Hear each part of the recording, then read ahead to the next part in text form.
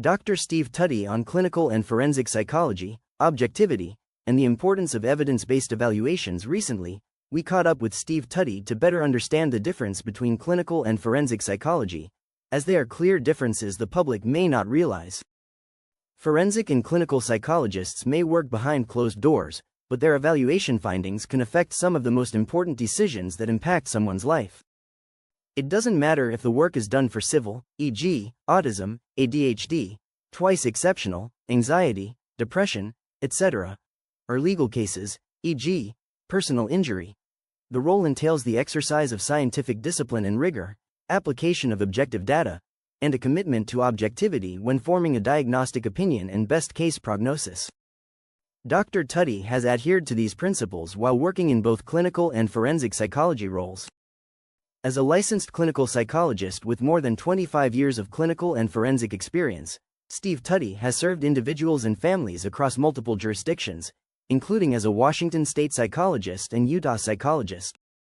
His approach to forensic evaluations emphasizes the same principles that guide his work in clinical psychology, neuropsychology, research, and civil assessment, ensuring that each evaluation is grounded in objectivity, scientific rigor, and professional integrity. When it pertains to forensic matters, he highlights the fact that he is not an advocate for either side, as he lets the data speak for itself, unless safety concerns are present, e.g., danger to self, danger to others, which ultimately trumps neutrality to preserve the safety of the client or targeted persons. Q. How do you define the role of a forensic psychologist? Steve Tutty. The role is fundamentally different from traditional therapy. In clinical treatment, the psychologist's primary responsibility is helping the individual improve their mental health and overall functioning.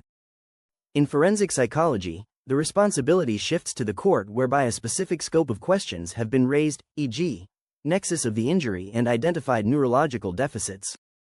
A forensic psychologist serves the facts rather than the individuals involved in the dispute. That means gathering information from multiple sources, reviewing documentation, administering validated psychological testing when appropriate, conducting collateral interviews, and integrating all available evidence before reaching data-driven conclusions. Objectivity is essential because the opinions produced during a forensic evaluation may influence legal decisions, employment matters, disability determinations, or other important outcomes. The evaluation must be supported by reliable data rather than personal assumptions or advocacy. Q. Many people assume psychological evaluations are subjective. Is that a misconception? Steve Tutty. It is one of the most common misconceptions about our profession. People often think psychologists simply talk to someone for an hour and form an opinion based on their gut intuition. Modern evidence-based assessment is considerably more structured. In essence, a comprehensive forensic evaluation incorporates standardized psychological measures, clinical interviews, behavioral observations, input from parents, teachers, and medical providers, review of medical and educational records when appropriate, and how this information corresponds to the research base regarding the clinical domain of question. Every conclusion should be supported by converging sources of evidence rather than relying on a single observation. Scientific methodology exists precisely because human judgment alone can be vulnerable to bias. The purpose of standardized assessment is to reduce those biases and improve the reliability of professional opinions. Q. What does an evidence-based assessment actually involve? Steve Tutty. Evidence-based assessment means integrating multiple components. First, clinical and forensic psychologists rely on scientifically validated assessment instruments that have demonstrated reliability and validity through research. Second, we interpret those findings within the context of the individual's developmental history, current presentation, available records, and collateral sources. Third, we compare all of the information to established scientific literature rather than relying solely on personal experience or gut intuition.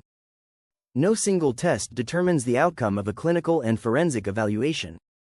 Instead, each piece of information contributes to a broader understanding of the individual and how best to improve their functioning and provide a lifespan pathway for recovery. If different sources of information are inconsistent, those inconsistencies deserve careful analysis rather than being ignored. Sometimes discrepancies reveal important clinical information. Other times they highlight the need for additional investigation before reaching conclusions. That systematic approach strengthens the credibility of psychological expertise while helping ensure opinions remain supported by objective evidence. Q. Why is neutrality so important in forensic psychology? Steve Tutty. Neutrality protects the integrity of the profession. Unlike treating psychologists, forensic psychologists are not serving as advocates. Our obligation is to the evaluation process itself and to the scientific standards governing our work for the courts. People often assume that because one party retained the evaluator should support that party's position. That is not how ethical forensic psychology operates. Professional credibility depends upon maintaining independence regardless of who requested the evaluation. Sometimes the evidence supports the referring party's concerns. Sometimes it does not. The responsibility is to accurately report the findings, wherever they lead. Maintaining that neutrality ultimately serves everyone involved because reliable decisions depend on accurate information rather than confirmation bias. However, if the case involves emergent needs, e.g., suicidality, homicidality, that information, including the source of that ideation, must be reported to ensure the safety of the client or targeted persons. Q. How has clinical and forensic psychology evolved over the course of your career? Steve Tutty. The field has become increasingly sophisticated. There is now much greater emphasis on empirical research, standardized assessment protocols, neuropsychological science, and evidence-based practice than did not exist several decades ago. Psychological testing has continued to improve, as well, and our understanding of cognitive functioning has expanded, particularly how evidence-based research has strengthened the scientific foundation supporting many assessment procedures. Technology has also influenced the profession. Digital records, telehealth capabilities in appropriate settings, and improved access to scientific literature, e.g., PubMed, have expanded the resources available to evaluators while reinforcing the importance of maintaining rigorous professional standards. At the same time, the core principles remain unchanged. Careful analysis, scientific methodology, ethical practice, and objective reasoning continue to define high-quality forensic work. Q. Your background includes extensive clinical psychology research. How has that influenced your forensic work? Steve Tutty. Research changes the way you think. My clinical and research experience has involved participating in peer-reviewed randomized controlled trials, which demands hypothesis testing, methodological rigor, statistical reasoning, and evidence to either accept or reject hypotheses rather than personal expectations. Throughout my career, I have contributed to published randomized clinical trials involving ADHD, depression, and the telehealth movement, experiences that have strengthened my commitment to scientific inquiry. Those same principles apply directly to forensic evaluations. When approaching a legal case, the goal is not to prove a theory. The goal is to evaluate competing or rival hypotheses, examine available evidence, determine which conclusions are most strongly supported by the evidence, and offer an opinion on the nexus of injury and pathway for recovery. That scientific mindset encourages intellectual humility. Sometimes the evidence confirms an initial impression. Sometimes it requires revising that impression entirely. Good forensic psychology depends upon being willing to follow the evidence wherever it leads. Q. What qualities distinguish a high-quality forensic evaluation? Steve Tutty. Thoroughness, transparency, and scientific support. A strong forensic evaluation clearly explains the methods used, identifies the information reviewed, describes any assessment instruments administered, discusses limitations, and connects conclusions directly to the supporting evidence. The reasoning process should be understandable and defensible. Another qualified forensic psychologist reviewing the same materials should be able to understand how the conclusions were reached, even if there are reasonable differences in interpretation. Professional opinions carry greater weight when the methodology is transparent and grounded in accepted standards of practice. Q. What advice would you give people who may undergo a forensic evaluation? Steve Tutty. Understand its purpose. A forensic evaluation, e.g., personal injury, is not designed to provide therapy or determine who may be at fault. In contrast, it is intended to answer specific neuropsychological questions using objective methods, as discussed earlier.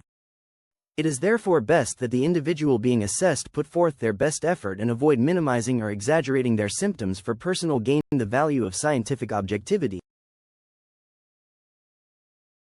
Given the continued evolution of psychology, the evolution of clinical and forensic psychology is parallel with the healthcare and behavioral sciences movement towards evidence-based decisions.